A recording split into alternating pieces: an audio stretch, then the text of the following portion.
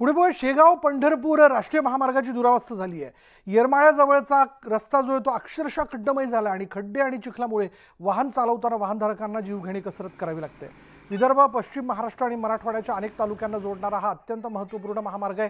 मात्र या महामार्गाकडे दुर्लक्ष झाल्याचं म्हणत चालकांनी संताप व्यक्त केला।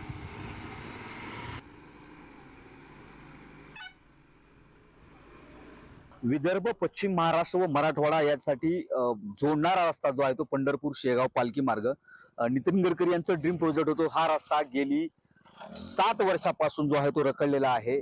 2016 मध्ये या रस्त्याचं प्रत्यक्षात काम झालं। आपण पाहू शकतो की ही रस्त्याची सध्याची अवस्था आहे। आपण आता पश्चिम महाराष्ट्र व मराठवाड्याच्या सीमेवरती आहोत। तुळजाभवानीच्या धाकटी बहीण म्हणून येडेश्वरीचं मंदिर जवळपास याच अंतरावरती आहे आणि यासाठी जो आहे तो रोज हजारोच्या संख्येने जो भाविक जो आहे तो या रस्त्याने येत असतो आणि ही सगळी वाहनाची रस्त्याची अवस्था आहे।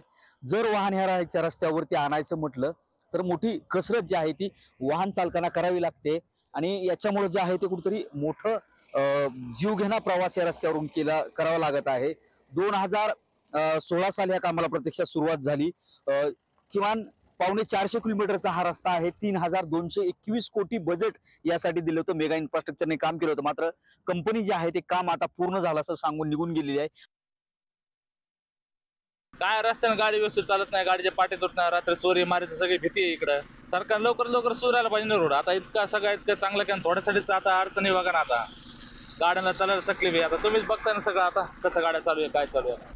काय चिखल सगळा रस्ता पडतोय, मनुष्य खाली, मोटरसायकल, गाड्या आहे, ते सगळा राडाच आहे पावसामुळे। 2016 पासून जे काम चालू झालेलं आहे त्यापासून आजपर्यंत 2-2 महिन्यांना गॅप पडून हा काम सतत बंद पडलेलं आहे आणि आज अशी परिस्थिती आहे की जवळपास आज 8 वर्ष झालं हा रस्ता पूर्ण झालेला आहे आणि ही जी कंपनी आहे पूर्ण बिल उचलून सध्या ती निघून गेलेली आहे। अवघ्या 15 दिवसावर नारळी पौर्णिमा यात्रा आलेली आहे आणि येणारा भाविक हा पूर्णतः खड्डेमय रस्ते झाल्यामुळं भाविकांना एवढा त्रास होत आहे की येणारा भाविक येडेश्वरीचा एवढा परेशान होऊन जातो